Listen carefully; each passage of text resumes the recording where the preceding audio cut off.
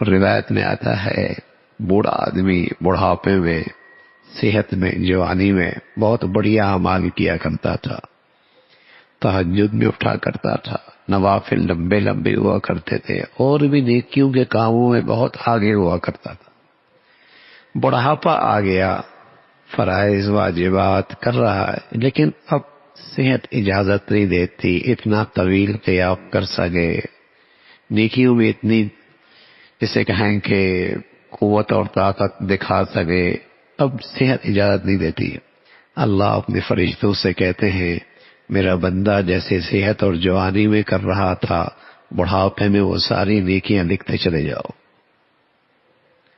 بڑھاپے میں اس کی ساری نیکیاں لکھتے چلے جاؤ۔ اگرچہ یہ کر نہیں سکتا، اندر حسرت رکھتا ہے اور اندر چاہت رکھتا ہے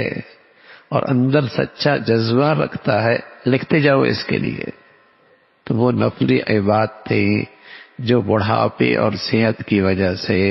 اور جسے کہیں کہ کمزوری کی وجہ سے نہیں کر پاتا، صحت اور جوانی بھی جو کر رہا تھا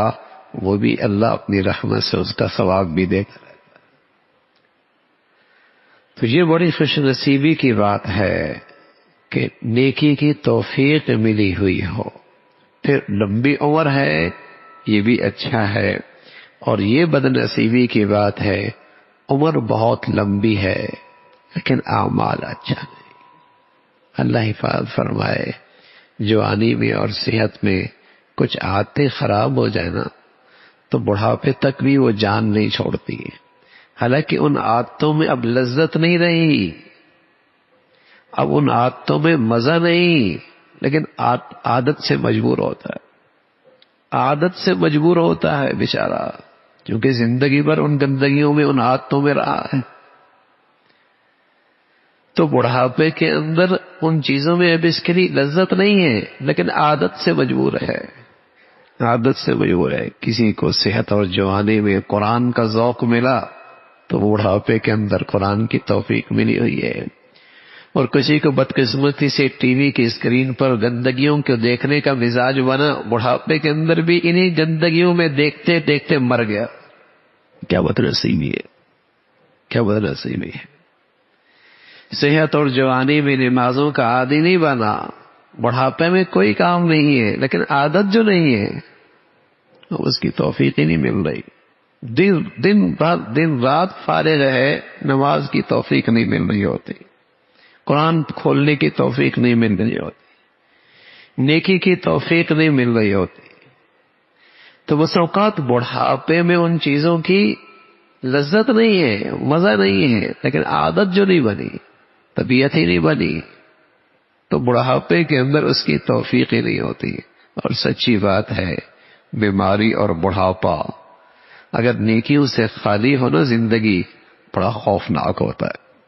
بڑا خوفناک ہوتا ہے، بڑا خوفناک ہوتا ہے۔ اور سبحان اللہ، تنہائی ہے، سبھی نے دائیں بائیں سے چھوڑ دیا ہے، لیکن نیکی کی توفیق ملی ہوئی ہے، مزے لے رہا ہے قرآن کی تلاوت سے، تنہائی میں اپنے اللہ سے مانوس ہے، اس کے لیے وہ تنہائی بھی جلوت ہے، اس کی تنہائی بھی بڑی روشن ہے، اس لیے کہ نیکی کی توفیق ملی ہوئی ہے۔ اور جو بڑھاپا نیکیوں سے خالی ہو، میں عرض کر رہا ہوں بڑا خوفناک ہوتا ہے، وہ تنہائی کاٹتی ہے، وہ بڑھاپا کاٹنے کو دوڑتا ہے۔ تو وہ بڑا خوش نصیب ہے جسے اللہ نے صحت میں، جوانی میں، اچھے حالات میں نیکی کا مزاج دے دیا، نیکی کی توفیق دے دی۔ بھائی بڑھاپا تو آیا ہی کرتا ہے نا، اعصاب تو کمزور ہوئے ہی کرتے ہیں نا، یہ ہمیشہ صحت کہاں رہا کرتی ہے،